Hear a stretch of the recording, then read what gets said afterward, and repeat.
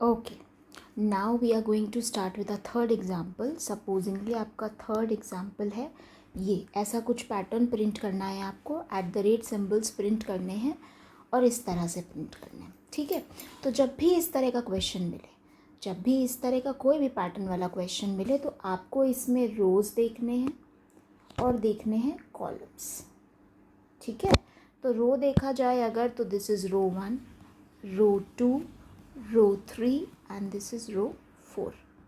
इतने में किसी को कोई डाउट? 4 रोज़ हैं.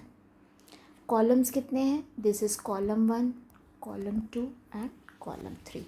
तो जब भी ऐसा कोई भी क्वेश्चन मिले, सबसे पहली चीज़ उसमें रोज़ और कॉलम्स देख लो. ठीक है.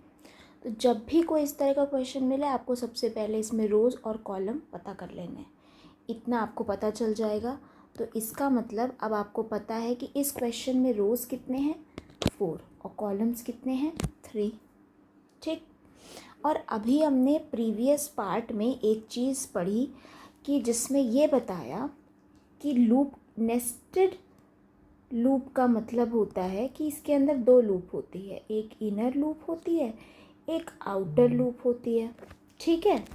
जो इनर लूप होती है वो चलती है नंबर ऑफ कॉलम्स के लिए, और जो आउटर लूप होती है वो नंबर ऑफ रोज़ के लिए चलती है.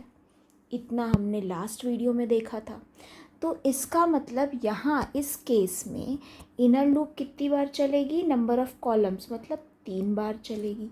और आउटर लूप कितनी बार चलेगी? नंबर ऑफ रोज़ मतलब 4 बार चलेगी. ठीक. इतना क्लियर? तो अगर अब हम प्रोग्राम बनाने पर आ जाएं, तो प्रोग्राम बनाना इतना सिंपल हो जाएगा कि पहले हमको आउटर लूप लिखना है. तो हम लिखेंगे for i is equals to 1, i is less than equals to 4, 4 i plus plus. ये है मेरा आउटर लूप. ठीक है. अब इसके अंदर एक इनर लूप होगा, मैं चलाऊंगी फॉर, उसका वेरिएबल चेंज कर दूंगी. j is equals to 1, j is less than equals to कितना? 3 होगा. तो यहाँ पे 3 लिख देती हूँ और j प्लस प्लस कर देती हूँ. अब ये सब कर लिया. प्रिंट क्या करना है? इस बार मुझे प्रिंट करना है @ तो मैं @ का सिंबल प्रिंट कर दूंगी और बंद कर दूंगी. फिर मुझे हर बार नेक्स्ट लाइन पे आना है, तो यहाँ पे मैं SOP, अच्छा सॉरी एक छोटी सी गलती हो गई. ये क्या यहाँ पे होगा? यहाँ पे होगा SOP. और अब मुझे नेक्स्ट लाइन पे आना है, तो मैंने SOPLN प्रिंट कर दिया या आउटर लूप बंद कर दिया. तो इतना लिखने से मेरा ये पैटर्न प्रिंट हो गया. Is it easy? आपको जैसे ही इस तरह का प्रोग्राम मिले, जैसे ही ऐसा कोई प्रोग्राम मिले, सबसे पहले देखो रोज़ कितनी हैं, कॉलम्स कितनी हैं. फिर आपको पता है कि इनर के लिए मतलब कॉलम्स, आउटर का मतलब रोज़. तो आपको उतनी ही बार वो लूप चलाना है और अंदर ये जो जो भी बना होगा यहाँ पे, वो आपको यहाँ पर प्रिंट कराना है. तो इतना अगर आपने करा लिया, तो आप कोई भी पैटर्न वाला प्रोग्राम बहुत ही ईजिली कर सकते हैं. ठीक है. अब जैसे कि अगर मैं आपको एक और क्वेश्चन देती हूँ, उसको करके देखते हैं कि वो हम लोग कर पाएंगे कि नहीं. ये अब आपके पास एक सेकंड या आप कह लो 4th एग्जाम्पल है. ठीक है. इस एग्जाम्पल में मैंने आपको बताया कि जैसे ही इस तरह का क्वेश्चन मिलना है, तो क्या फाइंड आउट करना है? सबसे पहले आपको फाइंड आउट करना है रोज़ और कॉलम, 2 चीज़ें. तो रोज़ देखी जाए तो रो 1, row 2, row 3, row 4, row 5 and रो 6. तो कितनी रोज़ हैं? 6. कॉलम्स फाइंड आउट करने हैं. Column 1, column 2. तो कितने कॉलम हैं? 2. को पता चल गया. आउटर लूप किस लिए होता है और इनर लूप किस लिए होता है? आउटर लूप या पहले बताते हैं इनर लूप होता है कॉलम्स के लिए मतलब 2.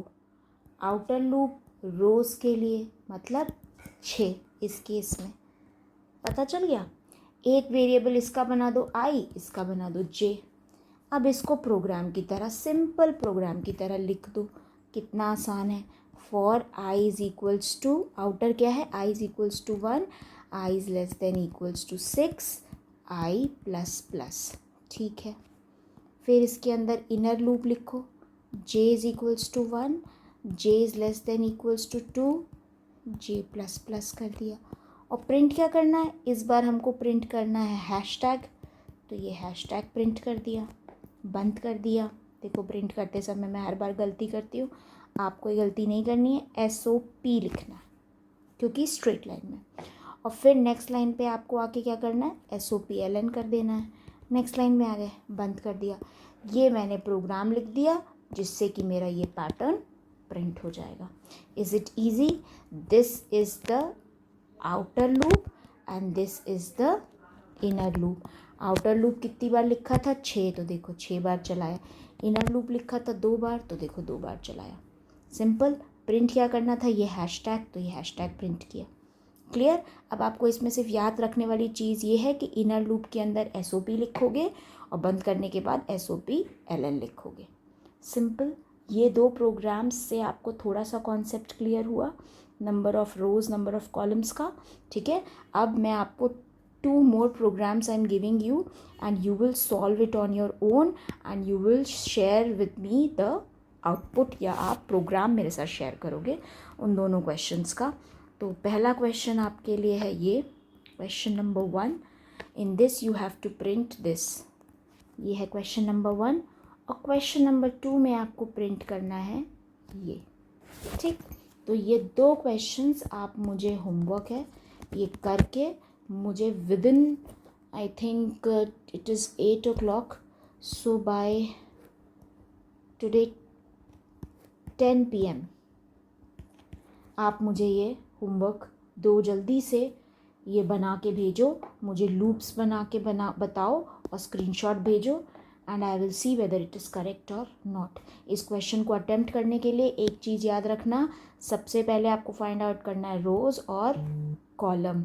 ठीक, उसके बाद रोज़ होती है कौन सी, आउटर लूप, और कॉलम्स होता है कौन सा, इनर लूप। तो ये चीज़ याद रखनी है, मैंने हिंट भी दे दिया है। Solve these questions and share with me as soon as possible. Clear? चलो ठीक।